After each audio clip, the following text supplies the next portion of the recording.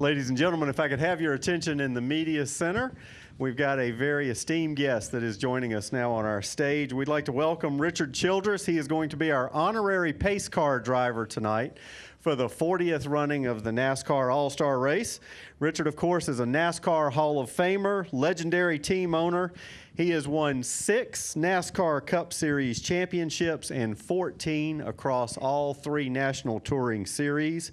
His team has won the NASCAR All-Star Race 4 times, and he's also got 5 race wins here at North Wilkesboro Speedway. And Richard, we're so proud to have you here with us. Great, and it's good to be back at Wilkesboro after all of these years. Wilkesboro was one of my favorite racetracks as a driver. As an owner, it's definitely one of my favorite tracks, and to see what they've done with it. I came up here and I rode the governor around in a car with the opening, when we came back to, kick off we'll start in Wilkesboro again. I told Marcus, man, this would be a great place for an all-star race. Oh, we couldn't do that. Here we are today. So, I just love it. So I'm going to drive the pace car, I just found out, and I couldn't make the practice run, so they're going to let me ride tonight before the open. So they figure you need a little practice, right? Yes, a little I green. haven't been around here much. All right, if you'll raise your hand, Tyler will get a microphone to you. Please state your name and affiliation. Thank you so much. Let's start with Lee. Lee Spencer, Sirius XM NASCAR Radio and Catchfence.com. Curious about your thoughts of, you talk about North Wilkesboro, but what about going back to Bowman Gray? That's kind of where you got your start selling concessions, I believe. Yeah, I was selling peanuts and popcorn there, and that's when I decided, I wasn't 7, 8 years old, and that's when I decided I wanted to be a race driver. So I went out and bought an old 47 Plymouth, paid $20 for it. We taped some roll bars in. We didn't even have the money for a welder, so we kind of taped them together. And there we went out that night racing, and ever since I've been racing. Love Bowman Gray Stadium. It's we used to go to race, and the fight would break out every time. Always had big guys with me, though. Mr. Childress, how do you feel about your drivers tonight? I feel really good. I think the cars are going to be real good. Kyle, they got him he run a 35-11 in the last slot, or he would have been starting second or third. Austin, in my opinion, he won the pole. He should be starting up front. As long as many years as I've been in NASCAR, if every car makes a qualifying lap, which they did, even the 54 took the white flag, took a start, it should have been set right then, but I don't know how I hadn't talked to him yet, but I'm going to go address that after a while.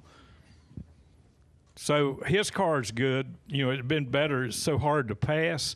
It would have been a lot better if he could have been up front like he should have been. Matt? Matt Weaver, Sportsnaut. While we've got you here, I'm working on a story about Austin Hill. I'm curious to pick your brain about him a little bit. What is it about him that makes him such a RCR guy and a guy that you believe in so much? He does it just to win. He wants to win. That's the reason he stayed in the Xfinity for another couple of years. He wants to be with his family and watch his kids grow up, which I thought was very good and smart of him.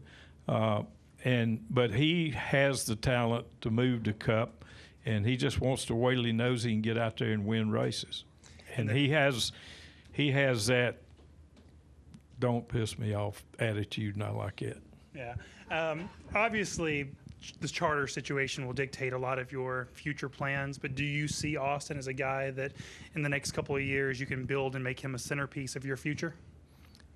We're hoping for that for sure. Who knows where his charter deal's going. Thank you. Thank you. All right. We're going back to the back there to Mark. Mark Garrow, PRN. Richard, your team in the first half of the regular season has shown flashes, but has had a hard time, both Austin and Kyle, putting together total races. What's your view on how your team's performed in the opening half of the year? Well, we're all a little disappointed. We've had better runs than it showed up on the track, but we're getting there. I see some very positive signs. We're making a lot of changes with the cars, and I think you're going to see a different coming pretty soon. And hopefully tonight will be it. Go to Deb. Deb Williams, Auto Week. Richard, when was the first time you came to North Wilkesboro to race, and what do you remember about your first race here? Whew, boy, you're really going back in time. I think it was probably 71 or 73. I just remember coming up here and family. This was a family where everybody brought their families, and you'd have lunch in the infield. And I remember one time we came up here, and never will forget this one. And out there qualifying, I spun out coming off 2. It was raining and it was wet. Spun off 2. They had wood fences, and old Enoch Staley come over there and didn't say anything about my car all tore up. He said, "Boy, you tore my fence plumb down." So I'll remember that one. Fun days. Let's go here to Ben. Ben White, Fayetteville Observer, Speed Sport Magazine. Looking at race and reference here, you finished 6th here at North Wilkesboro in 1974, and you finished 6th again here at Wilkesboro in 1977. Can you remember those races at all, finishing in just outside the top 5? Not really. I just raced and can't really remember a whole lot. I mean, I had a lot of fun. Back then, I enjoyed having more fun than I did racing, but I loved racing. It was the reason I raced, because I could go have some fun. So that worked out real good. All right, let's go to Dustin. Dustin Long, NBC Sports. Although it's been over 20 years, you've been a part of the double with Indy and Charlotte with Robbie. And I'm curious, with your experience and having gone through that, are you paying close attention to what Kyle Larson is doing, or you got too much else on your plate? No, I was watching it. Kyle's definitely a talent that could go up there and win the Indy 500. Only deal is spending time in Winter Circle and trying to make it back down there is going to be tough. But I'm sure to win the Indy 500, he would give up that opportunity. But Kyle Larson's just an amazing talent, and glad to see him up there racing. I'm sure he's going to do really well for sure. Obviously, you've got an amazing talent in Kyle Busch, who at one point was close to potentially doing something like this. And I know it takes a team on the other side on IndyCar to do that, but is there still an interest in, you were involved in Robbie's double, to doing something with Kyle for next year? Yeah, we've talked a little about it, and the right opportunity, the right team, the right situation, we would do it, and I'm sure Kyle would do it. Is that something you're actively pursuing, or just put in his hands, or are you having conversations with Jim Campbell and letting him know about that? Chevrolet, Jim Campbell, those guys know it, and it's kind of Robbie's call. I mean, not Robbie, but it's Kyle's call to make that decision. I'd support it for sure. Okay, let's go to David Rogers. David Rogers, High Country Sports. Obviously, a lot of people have crossed your path in the industry over the years. Anybody in particular that you think is most impactful on your career in life? Boy, it's been so many people, and I've had some great mentors. You know, Bill France Jr. was helped me a whole lot through it. Getting tied up with Earnhardt was really a great chance to, go out and show what we could do. Hooking up with Ricky Rudd to start with was a big deal too. So I've had some great help along the way. And today, at my age, still in here, enjoying what I'm doing, and I want to win that one more championship and the Cup championship. And that's, people say, why are you in it? And that's what I want to do someday, is see that Cup championship come again. Thank you. Okay, back here. Hey, Richard. Steve Monday with Rowan County Weather and Media. I grew up in the small town of Welcome. I know you've probably heard of that place before, but I did want to tell you thank you for everything you've done for that town over the years and putting the race shop there. It's certainly been nice to see it grow. I did want to ask you about North Wilkesboro, though. I know they say time heals all wounds, and I can go back to April of 1990 here, and it was a race where Dale Earnhardt was leading. Brett Bodine ended up getting the lead through some controversy. It's been some time now. Are you still chapped about that, or have you gotten over it to this point, sir?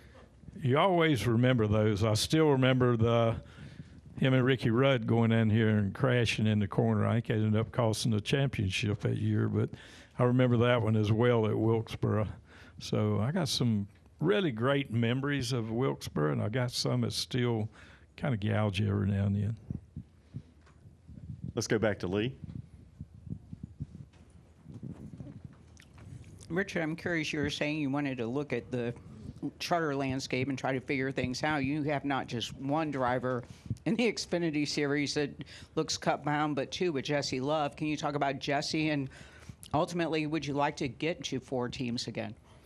You know, Jesse is an amazing talent. He's opened a lot of people's eyes. The thing I like about him, he ended up going to Darlington, never had a lap, ended up finishing 7th or 8th, wherever he finished there. And he got out of the car so mad he didn't want to talk. He was just really mad because he thought he should have ran a lot better. And that was a great accomplishment. Very first race, never made a lap, and to end up that. That's what I like about Jesse. He does not like to lose, and he's not happy with second. He has a great opportunity. He will be a future superstar. We're hoping. A lot of things can change over time, but we hope so. Richard, we've got examples of these tires that could be on the track tonight. This is the option tire. Tire in the middle is the prime tire, the regular tire. Of course, the wet weather tire, which we're not going to talk about because we've had enough of that for the weekend. But as you look ahead to tonight, what are your thoughts about the opportunity to use the All-Star Race to do a little testing here and see what the teams may want to do with these tires? Yeah, that's a great question, because we were in the truck talking about it a while ago. The soft tires are good for about 13 laps is what we've been able to see and watching other people that had them on in that range, 13, 15, and they really fall off. They start falling. These, the old hard tire, hitting as fast to start with, but at 20 or 25 laps, you can still run an 1880 where at lap 18 or so, you're 1910s and flats with this tire. So everybody's trying to make the decision, where do you want to save this tire and which ones. We got 3 sets in the open. We got the scuff qualifiers, we got these, a sticker, and we got a sticker there. So when do you, it's going to be the crew chiefs have got to make that decision tonight. I think it's good to give them the option, and like you say, we don't want to see these tonight. You all may have noticed something else you can see at North Wilkesboro Speedway and a lot of our other tracks. Richard's always perched up during the races in Victory Lane trying to watch everything and keep an eye on his race teams out there. Yeah. Ladies and gentlemen, Richard Childress, our honorary pace car driver for tonight's NASCAR All-Star Race. Thank you for joining us. Thank you, and thank the press. Man, I look around this room and I see so many familiar faces and new faces, and thank y'all for what you do. You're the ones that's helped build this sport over the years. I know I've had a couple of run-ins with a couple of you, but at the end of the day, you're doing your job, and I was doing mine. Thank you again, all of you.